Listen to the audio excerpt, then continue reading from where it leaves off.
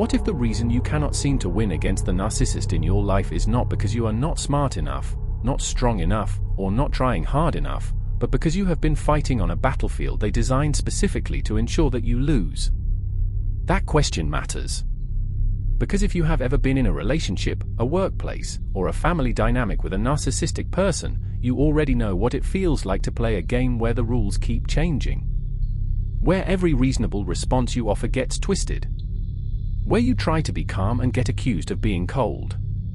Where you try to be honest and watch your honesty become a weapon used against you in the next argument. Where you set a limit, and instead of it being respected, it becomes the beginning of a punishment cycle that leaves you more depleted and more confused than you were before you said anything. And here is what makes it worse. The people watching from outside do not always see what you see. They see a charming, articulate, often impressive individual. They hear a version of events that has been carefully curated to cast you as the unstable one, the difficult one, the one who cannot let things go. And somewhere, in the exhaustion of being misrepresented and unheard, you start to wonder whether they are right. Whether something actually is wrong with you. Whether the chaos you are living inside is your fault or your perception or your problem. It is not. And that is where Machiavelli comes in. Not as a permission slip for cruelty or retaliation. Not as a manual for becoming the thing you are trying to escape. But as something far more practical and far more urgent, a framework for understanding that in any contest of power and influence, the person who operates from emotion alone will always be outmaneuvered by the person who operates from strategy. And a narcissist, whatever their other failings, is almost always operating from strategy. Not always consciously, but from a deeply embedded, highly practiced orientation toward control, toward maintaining the dynamic, managing the narrative, and keeping you reactive enough that your energy stays occupied and your clarity stays compromised. To outsmart that, you need something different than what most people bring to these situations. Most people bring hope that the narcissist will finally understand, will finally change, will finally see what they are doing. Or they bring frustration, explosive, righteous, entirely valid frustration that nevertheless plays directly into the narcissist's preferred dynamic. Or they bring compliance, the exhausted, depleted surrender of someone who has decided that peace, even false peace, is worth any cost. None of those work. What works is strategy. Specific, disciplined, psychologically informed strategy, 5 pieces of it, that shifts the entire dynamic by changing not the narcissist but the one thing you actually have the power to change, yourself. By the end of this video, you will have those 5 pieces. You will understand not just what to do but why each strategy works, what it protects, and what it restores. Stay until the 5th one. Because the 5th strategy is the one the narcissist in your life is most afraid you will discover. If this is the kind of content you have been looking for, real psychological strategy for navigating toxic dynamics, not surface-level positivity, subscribe and like this video. This channel is built for people who are serious about understanding what is happening to them and taking their power back. You should be here. Before we get into the 5 strategies, we need to establish something clearly, something that most people who are in or recovering from a narcissistic dynamic have never been given permission to fully accept. You are not overreacting. What you experienced is real. And the confusion you feel is not a symptom of your instability. It is the intended outcome of a specific set of behaviors designed to produce exactly that response. Narcissistic people, not as a casual insult but in the clinical and behavioral sense, operate from a fundamental orientation toward control and admiration. Their sense of self is fragile in a specific way, it depends almost entirely on external input. On being seen as superior, special, and right. On having their narrative accepted, their image maintained, and their access to what they want unobstructed. When that input is threatened, when someone challenges their account, establishes limits, or fails to provide the admiration they require, the response is not self-reflection. It is management. The relationship becomes a problem to be solved in their favor, not a connection to be repaired in good faith. What this means practically is that every conversation you have with a narcissist is not actually a conversation. It is a contest. They may not experience it consciously in those terms. but the mechanics of the interaction are consistently oriented toward one outcome: re-establishing the dynamic in which they are dominant, you are compliant, and the narrative belongs to them. Every escalation, every guilt trip, every sudden withdrawal, every moment of apparent charm followed by renewed cruelty, these are not random. They are the tactical moves of someone who is, at every moment, working to maintain a position. And here is the piece that traps most people indefinitely: you cannot respond to a strategic dynamic with an emotional one and expect to come out whole. That is not a criticism of emotion. Emotion is appropriate. What you have been through deserves grief, anger, and the full weight of honest feeling. But in the moment of engagement with a narcissist, in the actual conversation, the actual confrontation, the actual contested moment, emotion without strategy hands them exactly what they need to keep you from losing. Machiavelli's most enduring observation about conflict was simple and devastating: know the battlefield before you engage. Understand your opponent's real motivation, not the one they present. Protect your vulnerabilities before someone else exploits them. And choose your battles with the understanding that not every battle is worth fighting, and that some are specifically designed to be unwinnable. That is the framework. And the 5 strategies that follow are built from it. Each one protects something specific. And together, they shift the entire dynamic from one where the narcissist has structural advantage to one where they are operating in an environment that no longer rewards their tactics. The first smart way to outsmart a narcissist is the one that feels most counterintuitive in the heat of the moment. It is this: never fight on their chosen battlefield. A narcissist's chosen battlefield is emotional chaos. It is the argument that started about something specific and quickly became about everything: your character, your past, your patterns, your flaws, the thing you said 3 years ago, the tone you used in a conversation from last month. It is the circular exchange that never reaches resolution because resolution was never the point. The point is your exhaustion, your destabilization, your gradual loss of confidence in your own perception of events, and ultimately your surrender, not to a conclusion, but to their control of the narrative. This dynamic has a name. Psychologists who study narcissistic abuse patterns call it a war of attrition. Not a single decisive battle, but a sustained, grinding, endless series of engagements designed not to produce a winner but to deplete the other person until they no longer have the resources to keep resisting. And the most important thing to understand about this type of engagement is that you cannot win it by engaging it harder. You win it by refusing the terms. Machiavelli wrote about the tactical wisdom of choosing the ground on which you fight. A general who allows the enemy to select the battlefield has already surrendered a significant portion of the advantage. The same principle applies here with surgical precision. When a narcissist escalates, when the volume rises, when the topic shifts from the specific to the sweeping, when the conversation moves from a problem to a verdict on your worth, they have selected the battlefield. And the Machiavellian response is not to defend the verdict. It is to decline the arena. What does that look like in practice? It looks like not responding to escalation with escalation. It looks like calmly naming what is happening, not accusatorially, but observationally, and declining to continue the conversation until the temperature is lower. It looks like removing yourself physically from a confrontation that has exceeded any reasonable possibility of productive exchange. It looks like the deliberate, visible choice not to match the energy being directed at you, which is one of the most powerful signals you can send, because it communicates something the narcissist finds genuinely threatening, that you are not controllable by their emotional temperature. This requires practice. Because the impulse to defend yourself, to counter the narrative, to correct the record, to make them see what they're doing, is not only natural, it is entirely reasonable. The problem is that in this specific dynamic, the defense feeds the very thing you are trying to starve. Every defense is treated as evidence of guilt or instability. Every correction becomes an argument. Every attempt to be heard becomes an invitation to be talked over.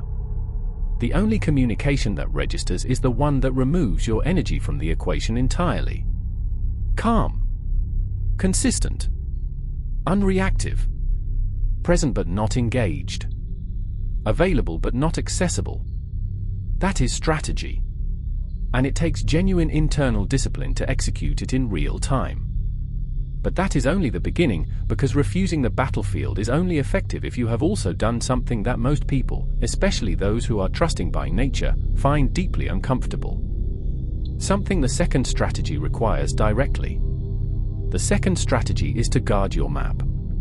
To stop providing the narcissist in your life with the specific, detailed knowledge of your interior that they will eventually use to navigate toward your most sensitive places. Every narcissist is, among other things, an expert observer of vulnerability. Not through empathy, they do not feel what you feel, but through a different kind of attentiveness that is actually more precise in some ways. They watch for the things that move you, the subjects that produce emotion, the relationships you value most, the fears you mention casually, the dreams you share in unguarded moments, the wounds from your past that surface when trust feels sufficient.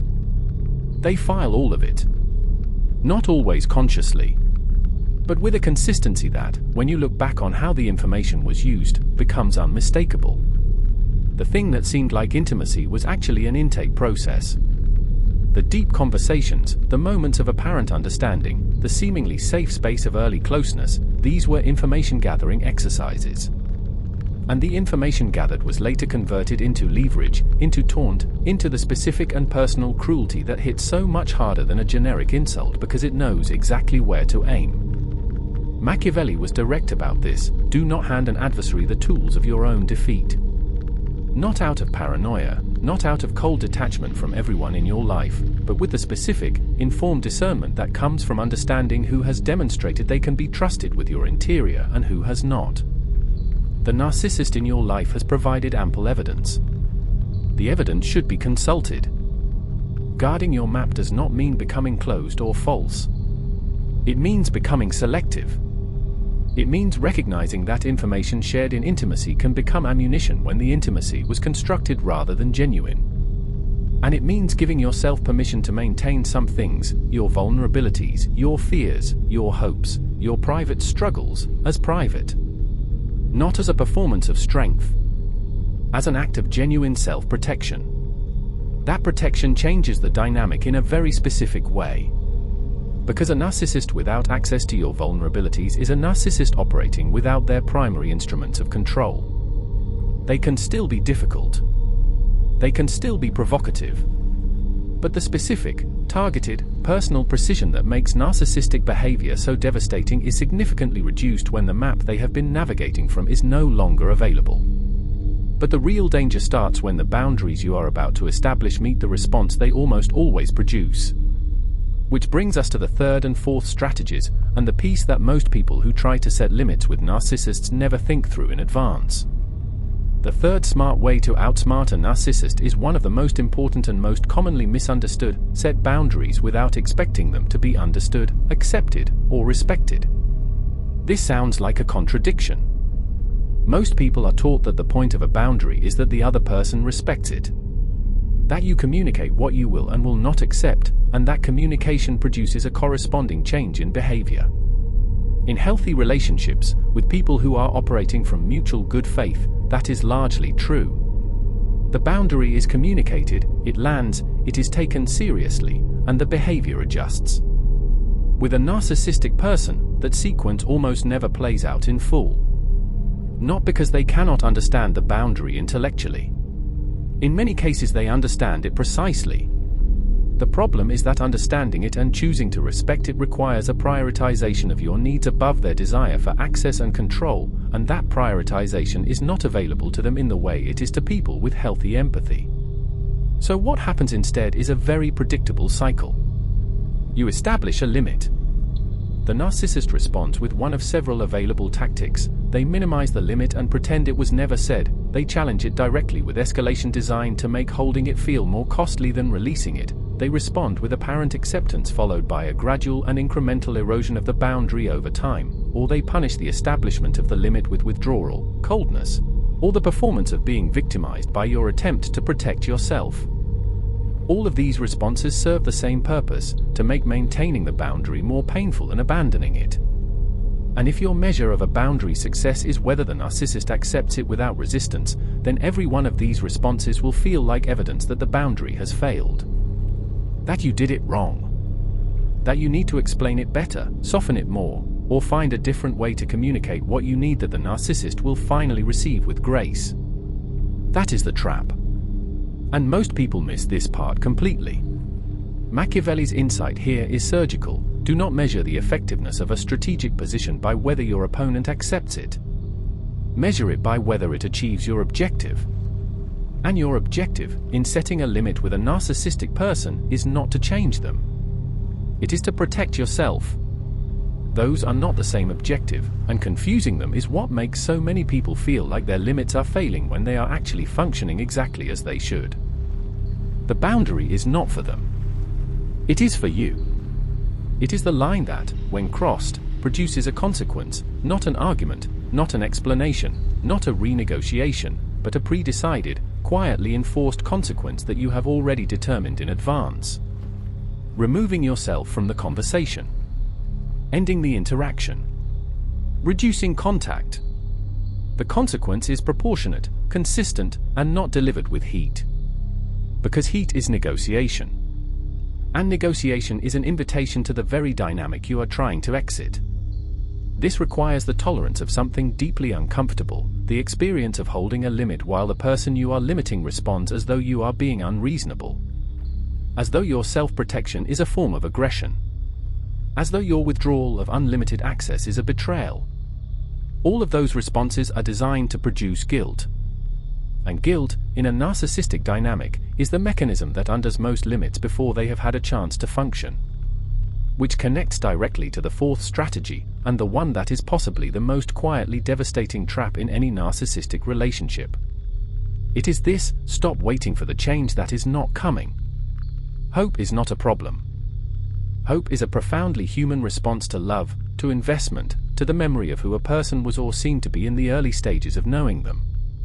The problem is hope that is not updated by evidence. Hope that persists in the face of a consistent, long-term, fully established pattern of behavior that says clearly and repeatedly that the change being waited for is not going to arrive through the same pathways that are being used.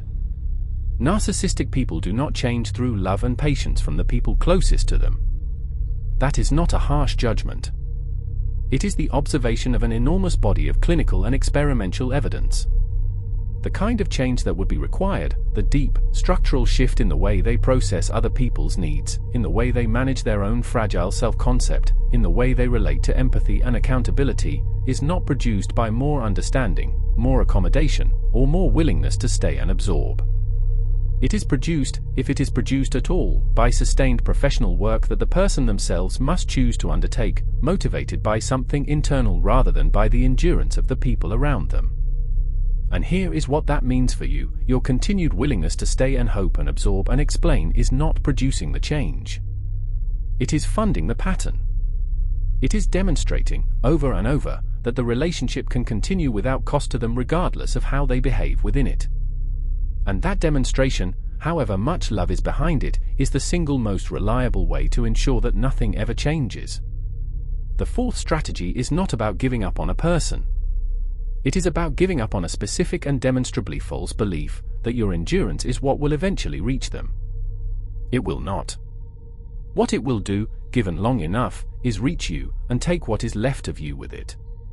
We are now at the center of this video. And this is where the conversation has to be the most honest it has been yet.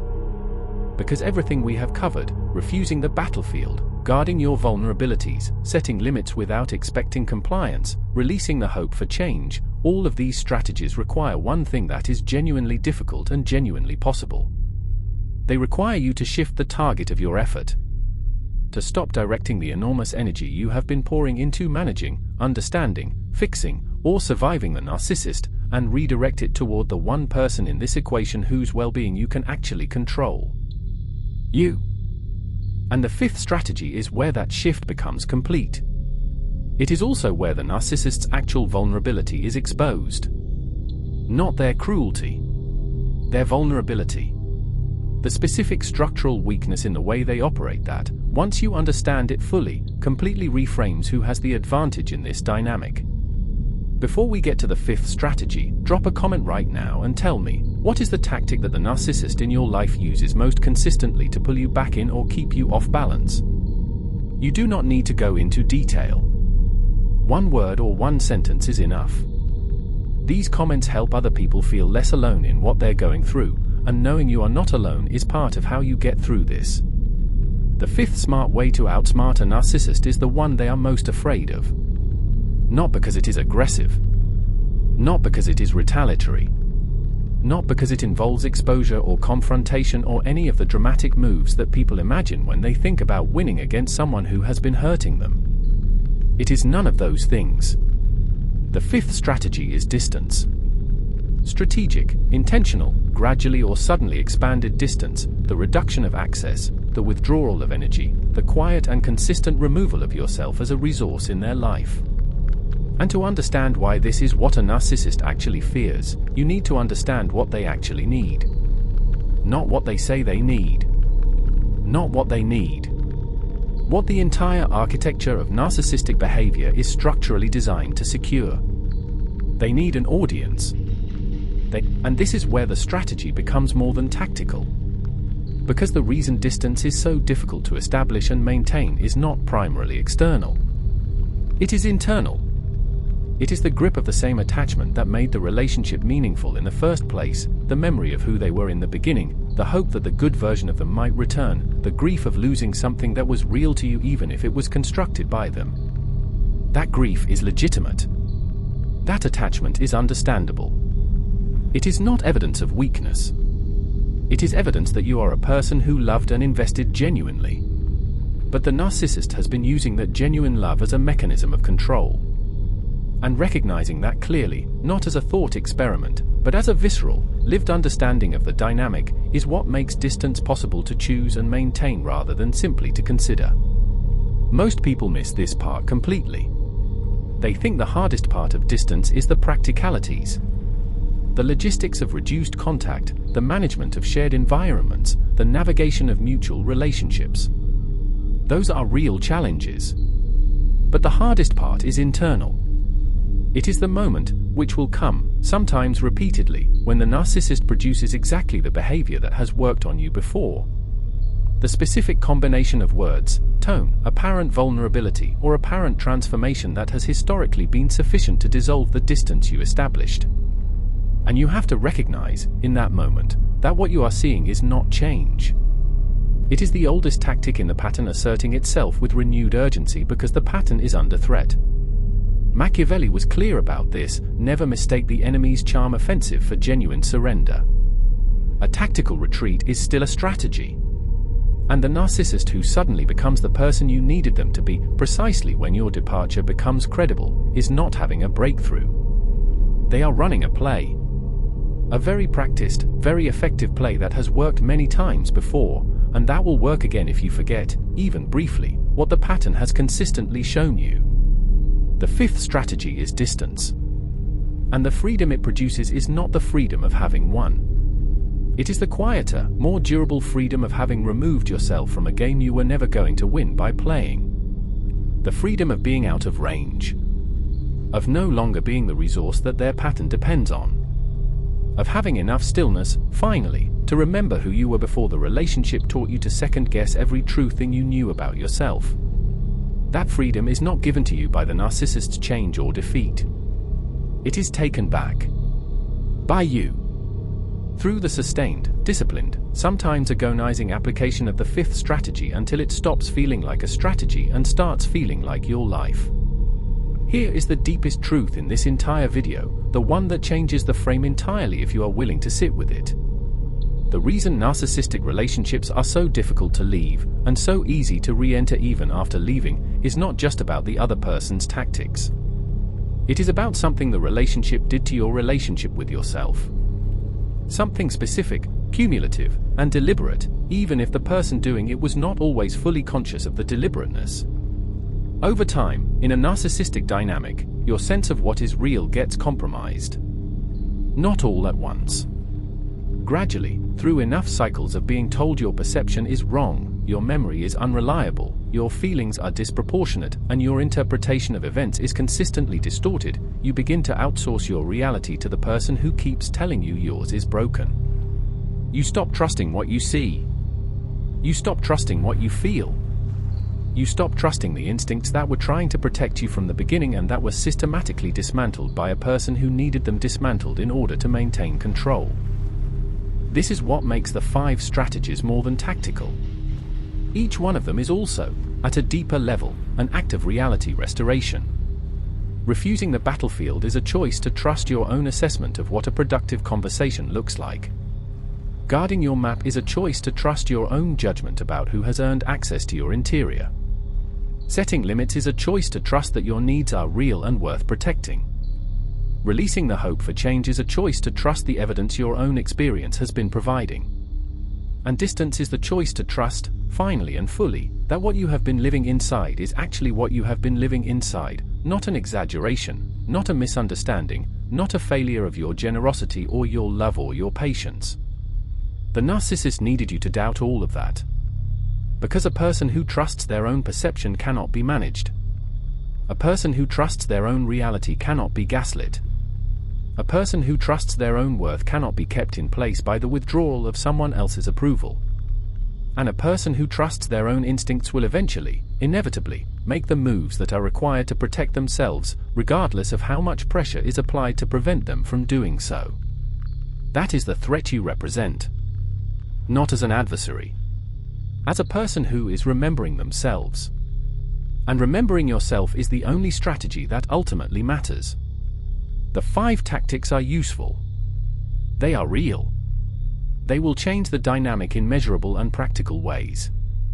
But beneath them, running through all of them, is the one shift that makes all of them possible, the decision to take your own experience seriously again.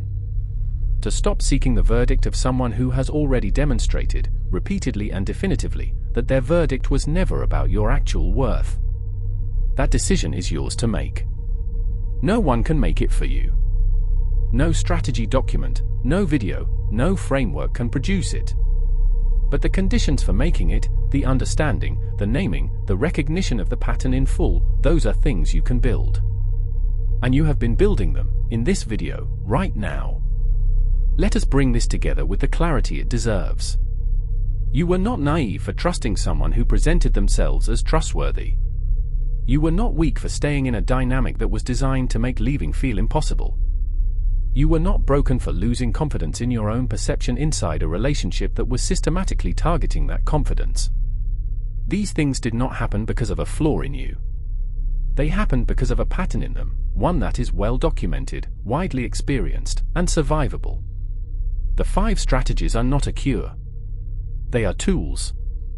Refusing the battlefield protects your energy and your clarity. Guarding your vulnerabilities protects your interior from being navigated against you. Setting limits without expecting compliance protects your dignity without requiring their cooperation. Releasing the hope for change protects your future from being held hostage by a past that cannot deliver what you were waiting for. And distance, strategic, intentional, internally sustained distance, protects all of the above by removing the structural conditions that make the other 4 strategies necessary in the first place.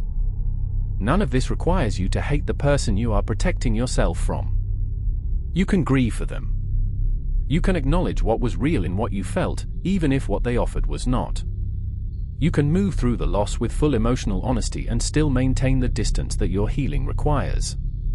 These things are not in conflict.